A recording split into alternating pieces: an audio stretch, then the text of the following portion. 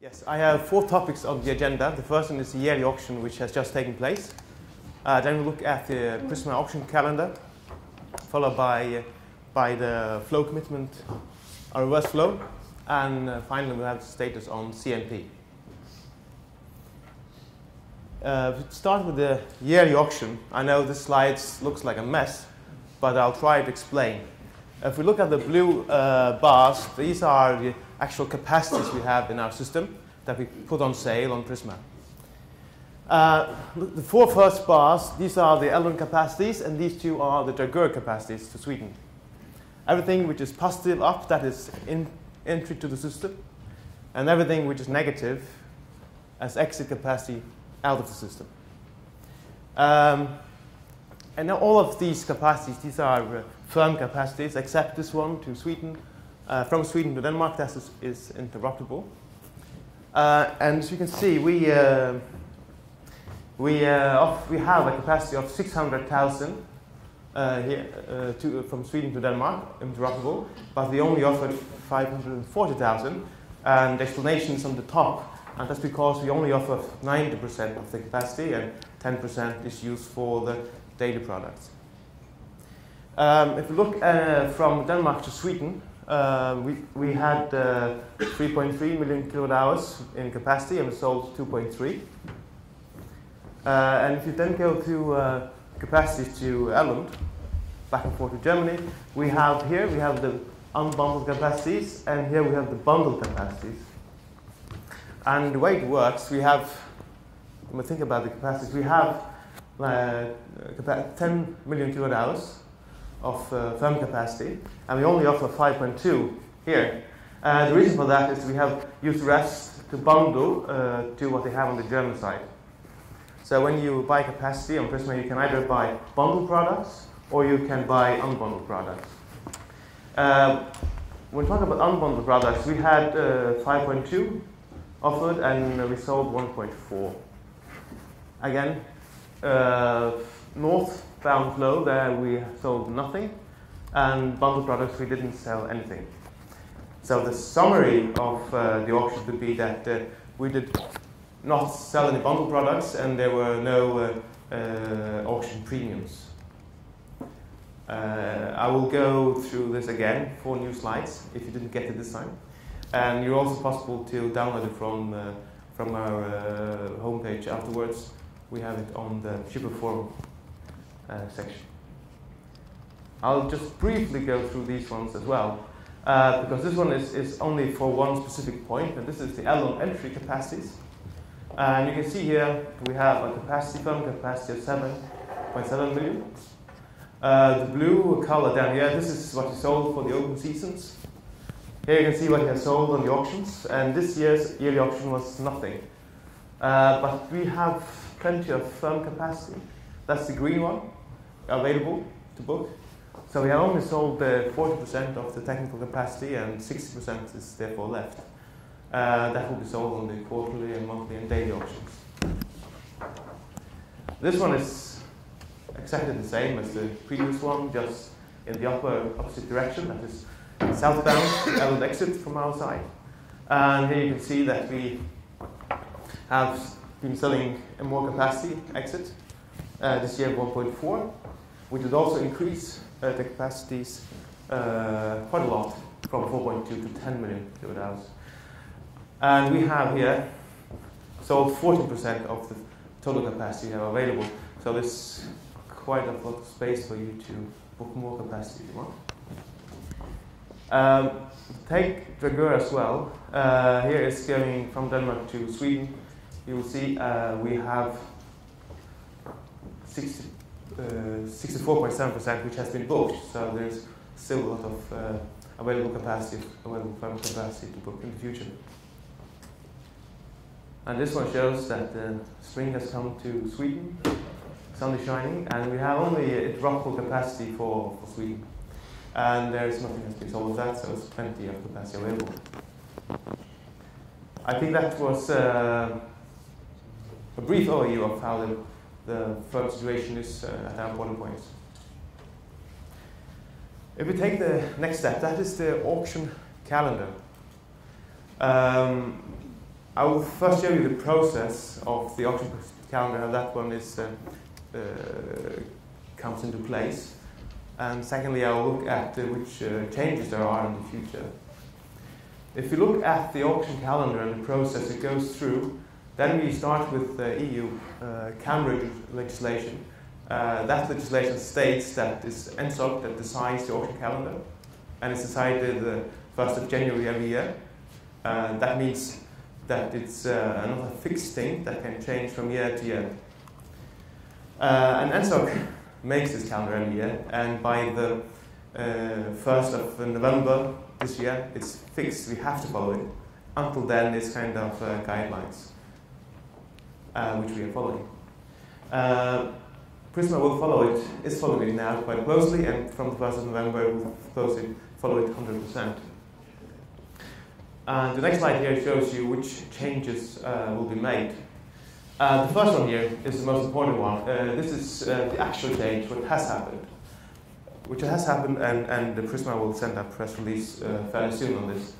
And that is that the monthly auctions will change from the 3rd Monday, the month before, to the 2nd Monday, the month before. That means you have to book your monthly capacity earlier than before. I know that's not what you want, but that has been implemented because one wants to make room for interruptible capacities at a fixed date.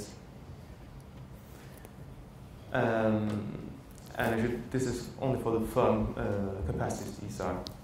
So the monthly auctions, they have changed dates. The other ones, which you can see, they are expected future changes. And I assume you rather like those, because those are in your favor, I would say. It means that you can book capacity in the future at a later point in time. You can have the yearly auction will most likely go from March to July. And the quarterly products will go from June to August. So hope that is convenient for you. As I said previously, I just want to understate again that from the 1st of November 2015 on Prisma, then the interruptible auctions will have a specific date when there will be auction. If you have any questions, just ask. Next topic, that is reversed flow. And there is both flow commitments and counterflow nomination rights. We have had this in public consultation. We did not. The Danish energy regulator had this in public consultation, and we also got some feedback. And based on the feedback we got from you and the Danish regulator, we have decided that we will not use counterflow nomination rights. That means we will take the current paper we have and we will delete counterflow nomination rights, make a few changes and deliver it back in, and therefore will only apply for flow commitments. That means this product will be a bit simpler than previously. You also had some other concerns regarding this paper, so I will try to address those issues you have raised. Let's first start with this one. I know this one is, I'll just try it again. This is the Ellen border. We have Denmark, we have Germany, and we all have interconnected capacities. And here, the black numbers, these are the firm capacities, which we have presented previously. The blue numbers, these are the available capacities. And based on these available capacities, we have perceived that there's a problem here in exit Germany because there's no available capacity. And we have proposed that we use these two instruments. We have just deleted counterflow nomination rights. So we'll use flow commitments to solve that problem. But then there has been a change in the capacities, southbound capacities. As you can see, we have in Denmark increased our capacity from 4.2 to 10. And on the German side, they increased from 1.4 to 3.8. And this has an impact on what this flow commitments, what we can do with this product. Start with this one. Here we can see we have a capacity of 1.4. That we can use transport around 1 BCM. Germany has increased the capacity to 3.8. That means we now can increase the capacity to 3 this year. So basically, the volumes you can transport with flow commitments are almost as large as we can flow nationwide. So just underlines again, we do not need the instrument or the tool called counterflow nationwide. Everything that we, if we pick up the need we might have, then our flow commitments is more than enough to cover that. That's not saying you're going to buy a flow commitment for this amount. Because that is the next thing. There has been some concern about how much this will cost and which impact this will have on the tariffs. And therefore we just want to give you some comfort in that we do not intend to just buy a yearly product and continue with that no matter how much demand is for the firm capacity in northbound direction. We would like to call it, we have a dynamic approach to this. So if we here have month 1, we offer this capacity. Well, the market might not fully understand what's going on. We trade month 2 and see what's happening. But then we will kind of figure out, if there's a high demand for this product, then we will have a higher demand for flow commitments. If there is low or no demand, then we will have a lower amount of flow commitments. So this way we can adjust. Let me take an example here. This is only just an example. Here we have an example with 200,000 kilowatt hours, and when we have that, that's because then you can 100,000 to OG area and 100,000 to gas in Deutschland area. So having both market areas in Germany, we can have capacities. How much will this cost? Well, from the October, which is an expensive month, that will cost 101,000 Danish krone to buy this flow commitment. That's the maximum price. If we go for the November, that price will be maximum 152,000. Now, if there is not much demand, we will have a lower amount of capacity. Here we have an example of 50,000. That would cost 76,000. But this is again an expensive month. If this was in the summer month, then it would be around 20,000 krone. So basically we're trying to say that if you have a kind of dynamic approach where we try out and then go the direction where the demand is, then we'll have a very limited risk with this product. I could also try to look at it in another way, have another example. Here is the same numbers that you saw previously, and imagine we are selling 59% of the capacity in the other direction. So we buy flow commitment southbound of 200,000, and northbound we sell 180,000 of new capacity. Then that will lead to no costs, because it's more expensive to get gas into Denmark and out of Denmark. Therefore, by just selling 59% of the import route, then we will be in zero. And we continue selling that, and there will be no cost attached.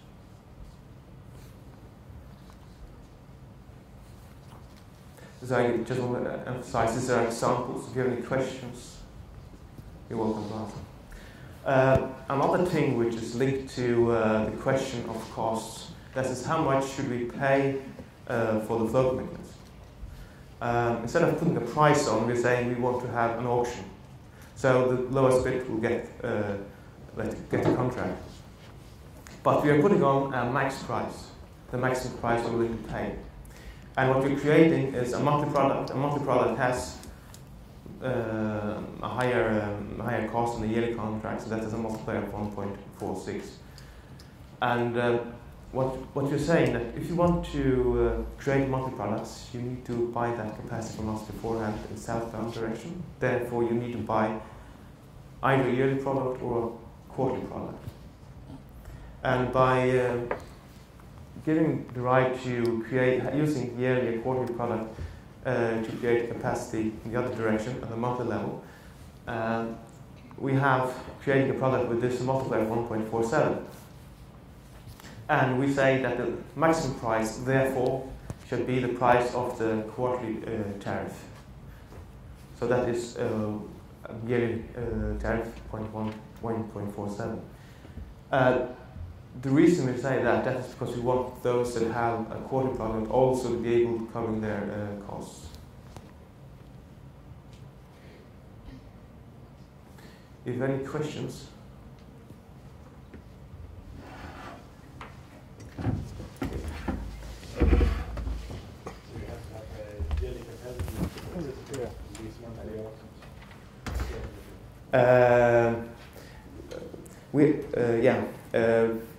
For what's happening, well, if you look at the Prisma calendar, the Prisma calendar says when the different products shall be offered, and the specific date, the specific time. All the monthly products in Europe are auctioned, and in able to auction a monthly product, you have to have firm capacity beforehand, and therefore you have to have either a quarterly or a yearly product.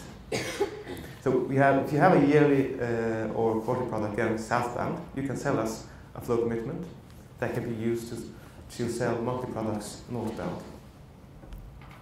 So basically, you have not swapped yearly capacity in the auction just now? No, that's incorrect. You can buy, that's this arrow trying to use, you can buy yearly or quarterly products. If you buy yearly or quarterly products, then you can participate in selling us flow commitments, so we can create monthly products northbound. Just one question. Yes. If you buy interruptible capacity at because right now the problem is that you have firm capacity on the Danish side, but no firm capacity on the German side. Yeah. So by this you make firm capacity on the German side. Yeah. And what is the price for interruptible capacity on the German side for a monthly product compared to buying what is the alternative to buy this product? Alternative firm. Yeah, what is the price of interruptible at the German side right now? They have a discount of, I believe, 40%. You say the price between when I buy the product, if I go into, I participate on the, you make firm capacity at the German side. Yeah, northbound, yeah. Along the exit. But actually, then I also need the capacity from Gasuni, right? Or you have offered the capacity. Gasuni or OGE. So I need to buy capacity there and then pay you as well, right? Okay. If you think about southbound flow, okay, you mean participating in this? I'm just thinking in northbound. Okay, northbound. Yeah. What's happening is that we create capacity on the German side. That means they will put some capacity up on the Prisma platform for a monthly product. And when it comes onto the Prisma platform, it will be automatically bundled, because that's the rule. They will bundle it with our products. And you can buy a bundled products out of Germany into Denmark. So if you want to buy the German capacity, you're forced to buy our capacity as well. And thereby we are selling capacity as well on the Danish side. Getting the money? We are getting the Danish capacity, and the Germans are getting the German capacity. Okay. Yeah. I think my colleague found that was first. Okay. Does it need to be bundled capacity? It's selling southbound. No, to participate in the flow? So we buy flow commitments southbound, and if you buy it bundled or whatever, it doesn't matter, as long as you have firm capacities. But I think if you don't have capacity on the German side beforehand, and you want to buy German capacity, then you will need to buy it as a bundled product. So we need to have it or not? Yes, you need to have a. We don't care how you get the product, but as long as you have firm capacity going south. No, it doesn't have to be a bundle. Southbound, if you buy a capacity from us, firm, we are, you can commit that you can flow gas southbound, that's enough. Yeah. My question is basically to the idea of this kind of the whole setup. Have you experienced shippers who felt the need for firm capacity northbound? Shippers have voiced to us that they would like capacity northbound. They're not mentioned how much they would like. There is capacity northbound interruptible on the German side, firm on the Danish side. But now you're creating firm all the way. Sorry, I didn't hear the last one. The only thing you do about this is to transform interruptible capacity into firm capacity. Yeah, you can say that, yeah. Yeah. And the part of that is to flow along the gas like pressure. Yeah? Okay, I mean, I can understand people who want to flow gas out of Denmark who think this is one great idea. But if companies are not in that position, those who are not flowing out of Denmark, have you heard anyone who felt the need for this, or did you already answer that question? I tried to answer previously saying that somebody has voiced that they would like firm capacity to Denmark. We have not discussed volumes, and we are not committing on any volumes that we will buy. So that will be depending also on, we'll take into account what demand will be for that capacity.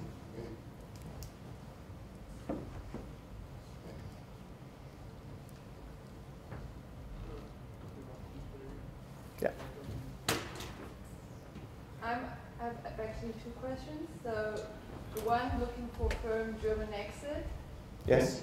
Could use Prisma secondary functionality and make people aware by always putting on a proposal to buy in whatever kind of mechanism, call for orders or whatever product is there. I've so far never seen such demand on this bilateral basis. And secondly, I was wondering just why there was no action from Gazini taken or anything started, any consultation by the German regulator to improve the situation.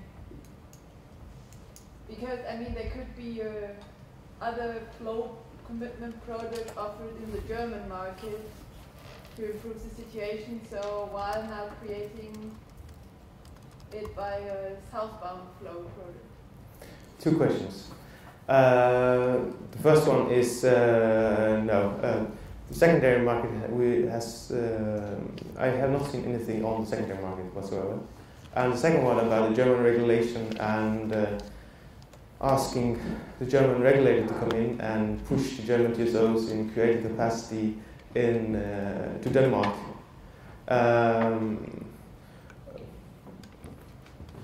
We have, as Raul said, we have been in a discussion with the German TSO and quite a creative discussion on what can be done, and go quite far, longer than we normally do as a TSO in asset swap within Germany, whatever it could be. But we have not seen a good solution on that in creating capacity.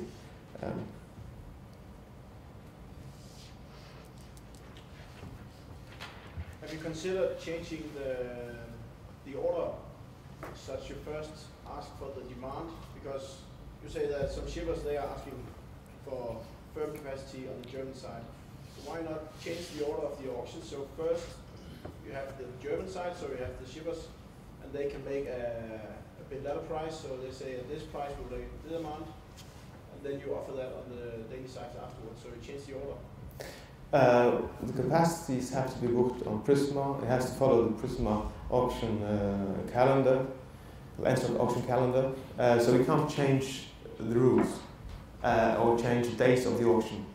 So we will not offer it. When the German TSO offer firm capacity, the German TSO want to be sure that there is flow committed from our side, so they can offer this firm capacity. And if we shall ensure that there is capacity, then we have to buy it first. And the other one would be good if you could do it the other way around, but we can't change the auction dates. That's fixed by European legislation, and we have to follow that.